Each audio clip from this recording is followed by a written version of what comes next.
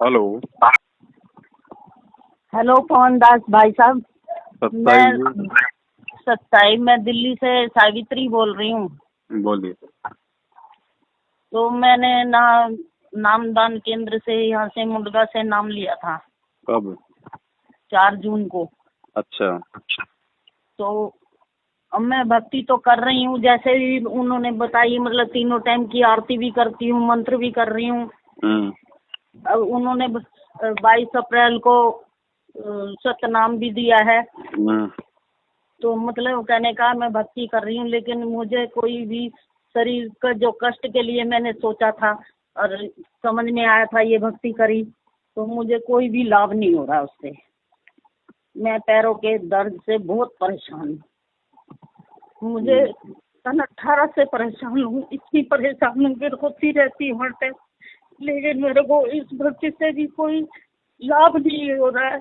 मुझे शरीर का कष्ट दूर हो, बस इतना ही चाहिए, और मुझे कोई सुख मिले ना मिले उसकी कोई इच्छा नहीं मुझे। ये भी तो एक सुख ही है बहन जी। मैं अकेली रहती हूँ मंगोलपुरी में। अच्छा।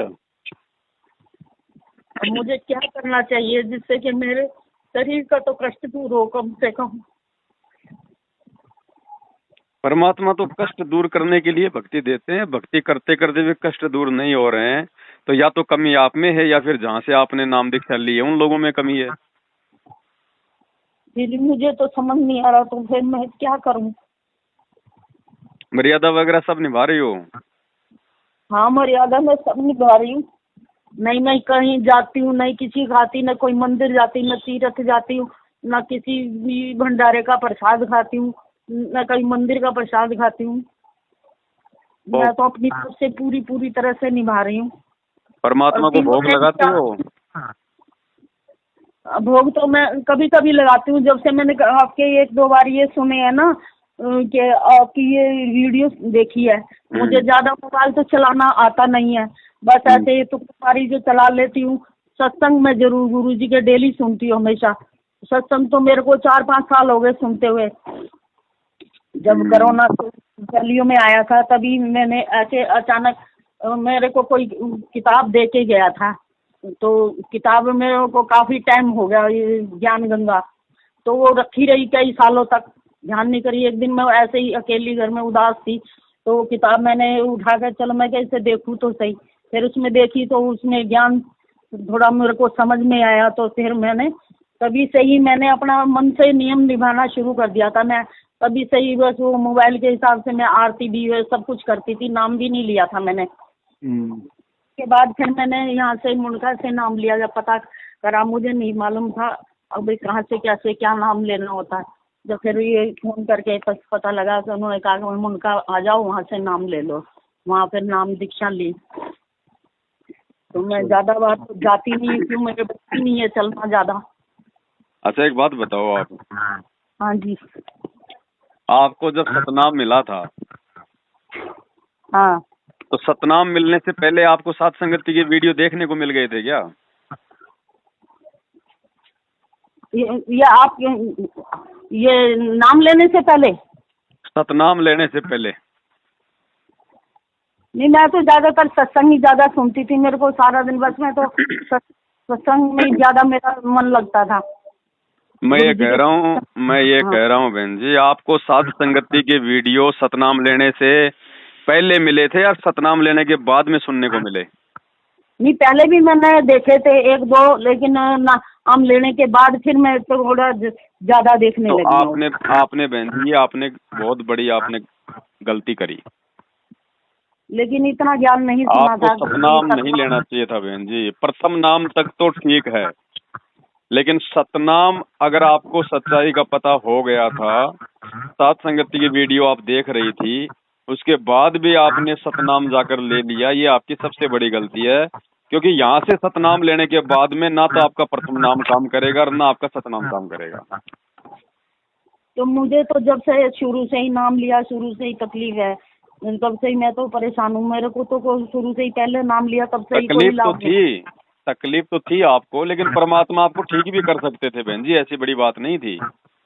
परमात्मा आपको ठीक भी कर सकते थे, लेकिन अगर आप ठीक हो जाती तो बहन जी आप साथ संगति से नहीं जुड़ पाती, आपको साथ संगति की बातें समझ में नहीं आती, फिर आप उसी गंदगी में पड़ी रहती।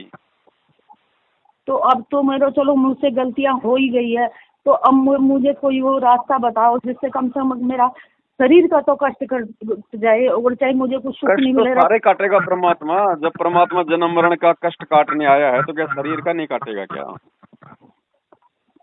फिर अब क्या करूं, अब बताओ मुझे। अपना स्टैंड क्लियर करो बहन जी, एक नाव की सवारी करो, चाहे कोई सी भी नाव में चढ़ जाओ। अगर मैं साथ तो संगति से जुड़ना चाह रही हो तो फिर आपने, जब तक गुरुजी जेल से नहीं आ जाते हैं तब तक आपने उन आश्रमों की तरफ, उन नामदान सेंटरों की तरफ आपने झांकना भी नहीं है।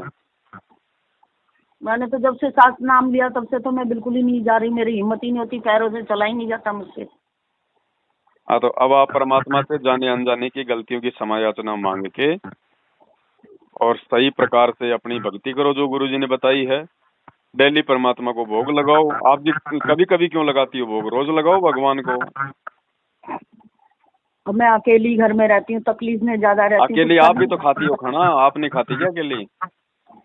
खाती हूँ मैं तो खैर खाती हूँ। तो अब जो जैसा खाती हो वही भगवान को लगा दो पहले। एक टाइम बनाया, आप एक जो टाइम। खाती हो वही वही पहले भगवान को लगा दो।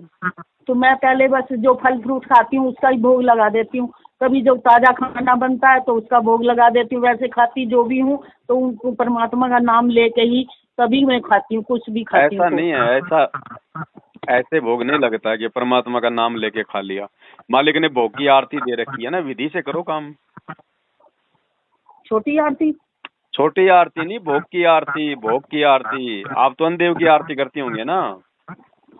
एक अनदेव की आरती है, एक दूसरी आरती और भोग की आरती है जो। हाँ, तो भोग की आरती करनी पड़ेगी। आज लग्या साहिब को भोग दिन के टुकड़े पानी का, वो वाला शब्द मंगलाचरण करके परमात्मा से अरदास करके फिर वो शब्द गाना है पूरा 5-10 मिनट का। आज लग्या साहिब को भोग दिन के टुकड़े पानी का। उसके बाद में फिर आप खाओ। जिन भक्तों का ये भोग लग जावे उनके तीनों ताप नसावे।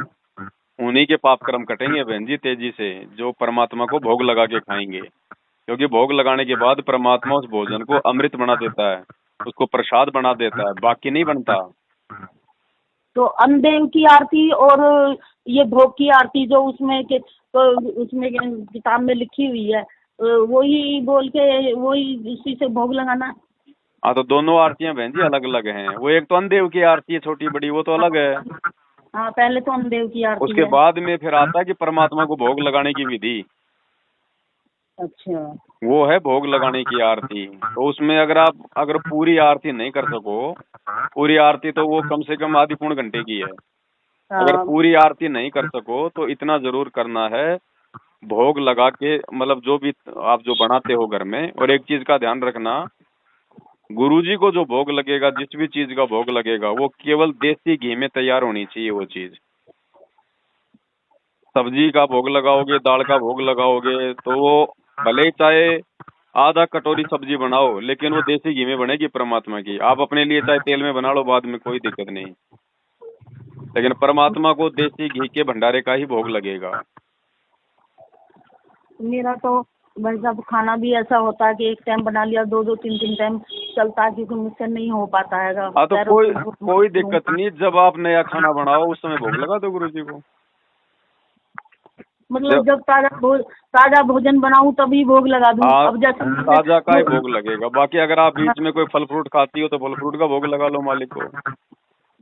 तो फल फ्रूट का भी भोग लगाते हैं तो भी आरती करनी पड़ती है? बहन जी आरती तो करनी पड़ेगी।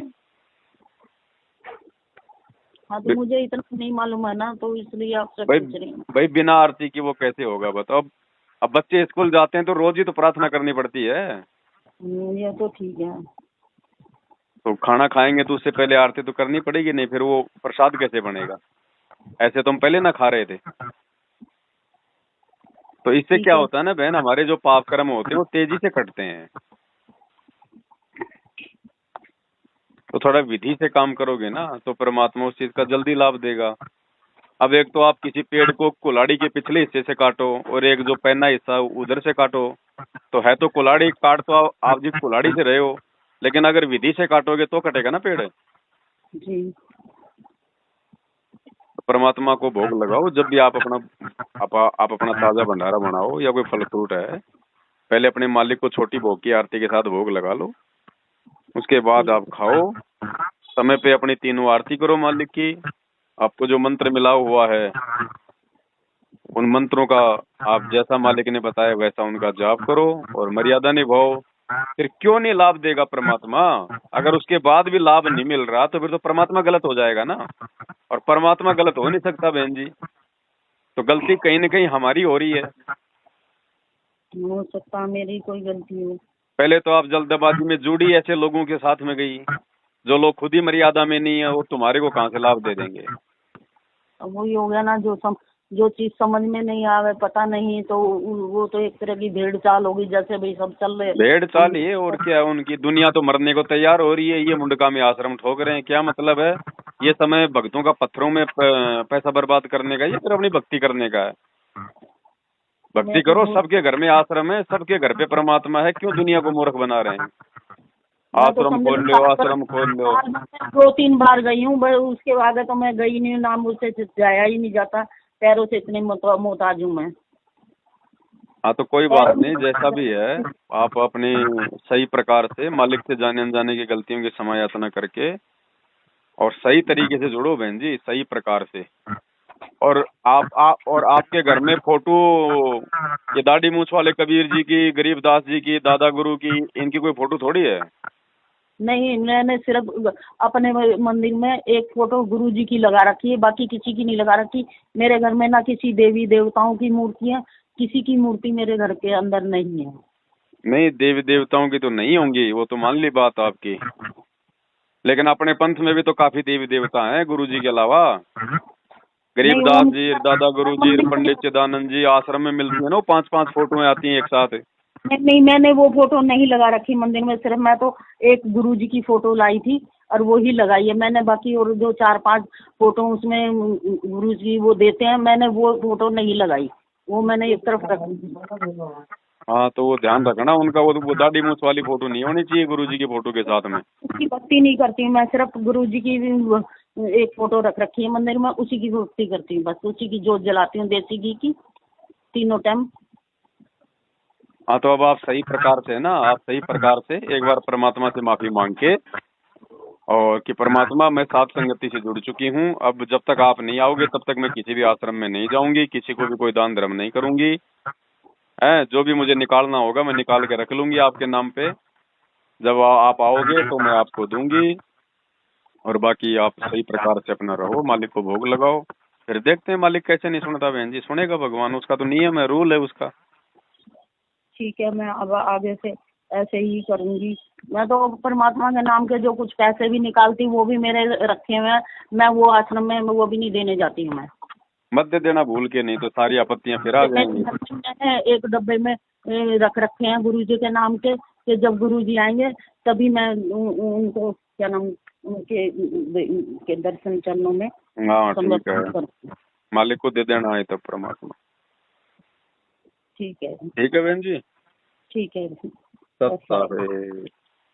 ठीक है, कभी भी कोई जरूरत होगी तो मैं आपसे पूछ लूंगी। ठीक है बहन जी, सत्ता।